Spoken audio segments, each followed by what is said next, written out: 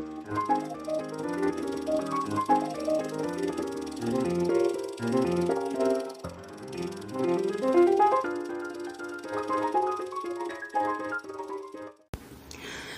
to this episode of Stranger Stitches. We're going to light a candle in some pretty dark spaces and talk about some things that just aren't meant for kids. Y'all know that this is not a news story, just facts compelled from a lot of sources, verbal histories, and a good old chin wag with a gossipy neighbor. This is just one way to add up the evidence. So pull up, have a seat, grab your yarn, or just hang out for the story. Buckle up, Buttercup. Here we go. Was Thomas Edison a jerk, or can we say just a little bit more? Let me tell you about Louis Aimé Augustin Leprince. That's a name that ought to be as famous as Edison or the Lumiere brothers, but instead that name got buried deeper than a treasure chest. This French artist, chemist, and inventor was the true father of cinematography, and I'll be damned if his story isn't one of the most haunting mysteries in the history of an already superstitious industry. Early in his life, he was very young when he was born. In Metz, France, in 1841, Louis Leprince was blessed with connections that would shape his destiny. His father was friends with none other than Louis Daguerre himself, the pioneer of the daguerreotype. That was an early photographic process that used iodine-sensitized silver plates and mercury vapor. And so this wasn't the safest process. They probably didn't know it at the time, but I'm glad things progressed. Now, talk about being in the right place at the right time. Young Louis soaked up photography and chemistry like a sponge. Then he went on to study painting in Paris and chemistry at the Leipzig University. This combination of artistic vision and scientific know-how would prove to be his secret weapon. He starts building himself an empire. In 1866, Leprince packed his bags for Leeds, England, where he started working with John Whitley. Smart man that he was, Louis married John's sister, Sarah Elizabeth Whitley, combining love and business with a true entrepreneurial fashion. Together, they founded the Leeds Technical School of Art and made quite a name for themselves, fixing colored photographs onto metal and pottery. They even got a commission for the portraits of Queen Victoria and William Gladstone. Not too shabby, huh? Well, he began an American adventure as well. In the 1880s, Leprince took his talents across the Atlantic, managing a group of French artists in the United States who specialized in those grand, sweeping panoramic paintings that were all the rage at the time.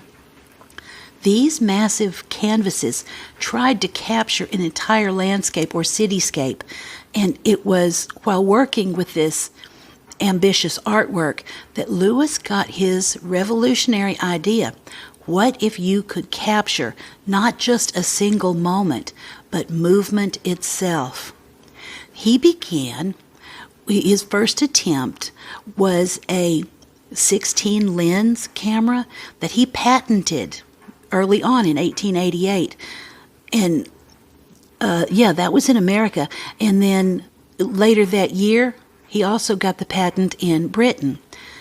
In 1888, wasn't that a big year? That was also Jack the Ripper, but this is not Jackie's story. Each of these 16 lenses photographed from a slightly different angle, and that gave a very wobbly effect when it was projected, his man walking around a corner. This film was shot before August 1887, and it showed promise, but the system was smooth as a gravel road. He had to do something with that. After returning to Leeds in May of 1887, Leprince had his eureka moment. He built a single lens camera that was a real, genuine breakthrough. This beauty is still on display at the National Science and Media Museum in Bradford, West Yorkshire. Now that just went on my bucket list. The camera used a rotating disc shutter and a clamping system to stop the film during exposure, creating a much smoother motion, and not as good as we associate with today, but for the time it was a flippin' miracle. the world's first films. Using this perfected single-lens camera, LaPrince created what are widely known as the first successful moving pictures. Film number 1, the Round Hay Garden Scene. This was from October 14th, 1888. It was a 2-second silent film featuring his family members, Joseph and Sarah Whitley, his son Adolphe, and Annie Hartley, leisurely walking around the garden. How far can you walk in 2 seconds? Not far, but it was good enough to show his work. It was shot at about 7 frames per second. This little gem was cinema's birth certificate. Tragically, Sarah Whitley died just 10 days after the filming, which later helped historians confirm the exact date. And later that month, all of these films were made in October of 1888. Next comes The Accordion Player. It was a charming sequence of his son Adolphe playing accordion on the steps of John Whitley's house. Next we have Traffic Crossing Leeds Bridge. Filmed from Hicks, the ironmongers. Now it's marked with a commemorative blue plaque, so it shows exactly where it was and what happened. This captured the hustle and bustle of road traffic and pedestrians, everyday life frozen in time and set in motion. Throughout 1888 and 1890, LaPrince worked on perfecting his projection system. By September of that year, he was ready to take his invention to the world stage. His equipment was neatly packed, waiting to be shipped to New York for a public premiere that would establish his place in history. He was going to join his family there. They had gone ahead of him, and then he was going to demonstrate his miraculous invention and claim his rightful place in history as the father of cinema. But fate is very, very cruel and had other plans entirely. Let me tell you what happened to him. This story gets real dark right here. LaPrince's last known whereabouts were in Dijon, France, where he'd been visiting his brother Albert, probably sharing a bottle of wine and discussing grand plans for conquering America in the film market. Unless something else happened, and I'm going to get to that in just 2 seconds. On that fateful September, Albert claimed that he saw his brother Louis board that express train bound for Paris and looking forward to his big debut in New York. The train journey from Dijon to Paris was an express route. No stops, no layovers.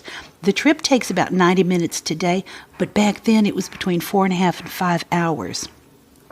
Meanwhile, Thomas Edison was in West Orange, New Jersey, working on his motion picture experiments in his Black Maria film studio. Just because there was a studio doesn't mean it was working, doesn't mean it was making movies or even good ones or anything passable as a motion film, but that's Edison's alibi to remove him from any hands-on involvement. So when we get to the end of the story, let's see if you think his alibi held up. But here's the thing that chills me to the bone. Louis never stepped off that train in Paris. Not a single piece of luggage, not a coat button, not even a ticket stub was ever found. The man simply vanished into thin air like steam off your latte. 7 long years passed before he was officially declared dead. 7 years to the day. And this mystery remains as unsolved today as it did back then. And this brought about what some folks whisper about, the LaPrince family curse. And while there is no formal hex or hoodoo going on, it's a fitting way to describe the series of tragedies that befell this poor little family. Louis disappeared without a trace. His son Adolphe died under suspicious circumstances while fighting Edison in court, and the family's rightful place in cinema history got swept away, swept under the rug and ignored forever. Sometimes life is very, very cruel, and the LaPrince family got more than their fair share of it. There's no proof, of course, but ain't it a big old coinky-dink that Edison was at the heart of that all? I have some theories supporting the circumstance of his disappearance. Now, it depends on where you land on all this, which one you believe, and it might be a combination of all of it. I'm going to let you have it, and you decide for yourself. First, we have the Edison conspiracy and the Patent Wars assassination. This theory has got a whole lot of drama around it, and it's one that gets folks' blood boiling. Lewis's own wife, Elizabeth, bless her, and their son, Adolphe, were convinced that Thomas Edison himself orchestrated their husband and father's disappearance. I'm not disagreeing with them. Now, Edison was ruthless as a coiled snake when it came to protecting his empire. That man would exploit the patent system faster than you can flip a switch, and he had a reputation for crushing competitors like bugs.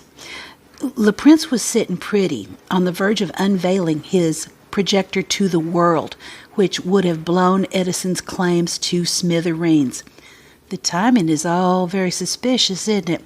Edison unveiled his own motion picture camera in May of 1891, just 6 months after Le Prince had vanished. And then there's this mysterious character called Mr. Rose, who kept showing up on Elizabeth's door asking after Lewis. Yeah, asking after a dead man, and he's gone there more than once.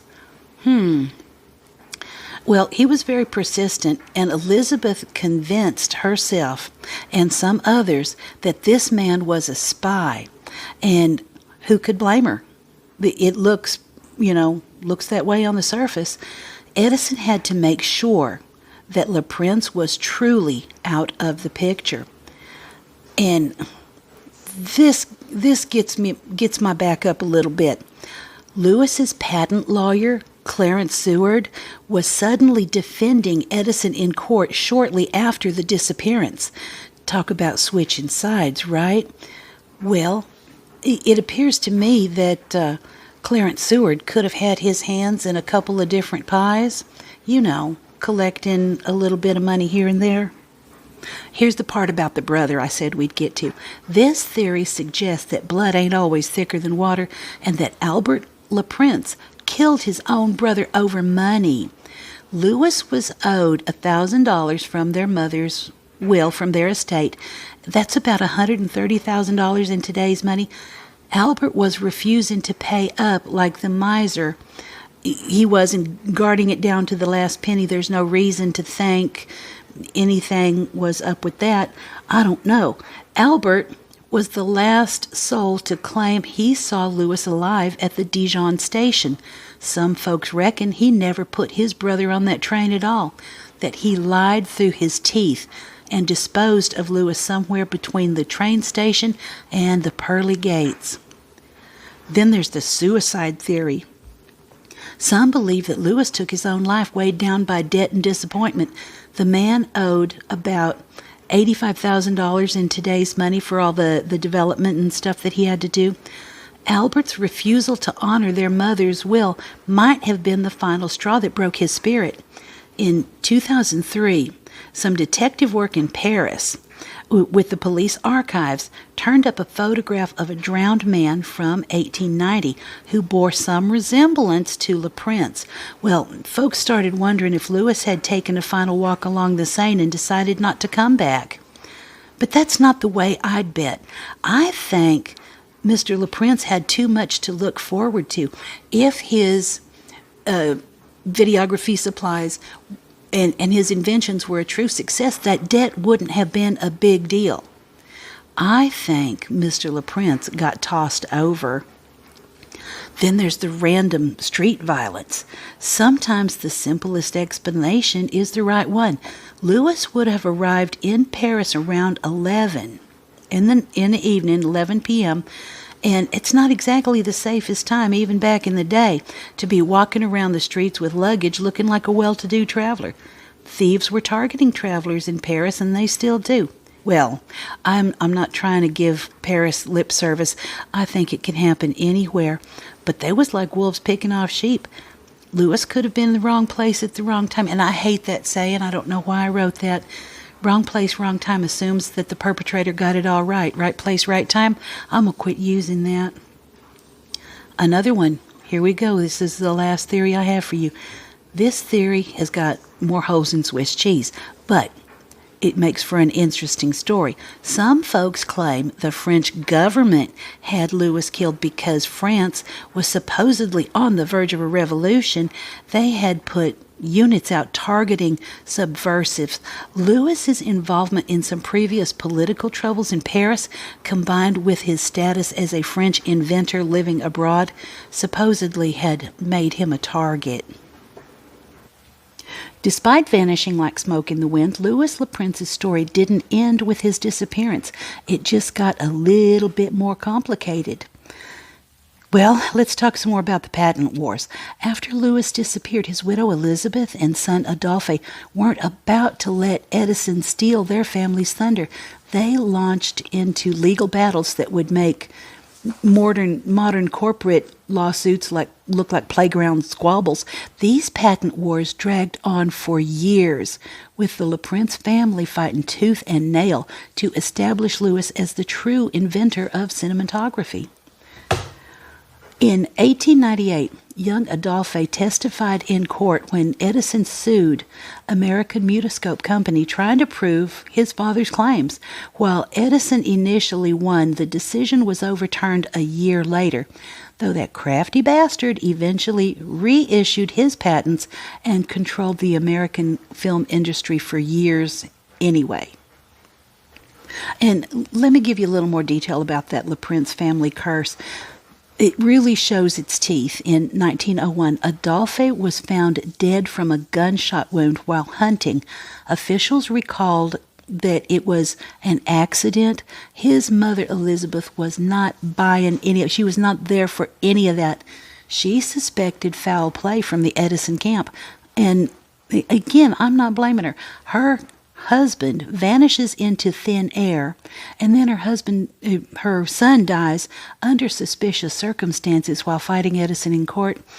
A little bit more coinky-dink than I'm willing to take a bite of. But he did get some posthumous recognition.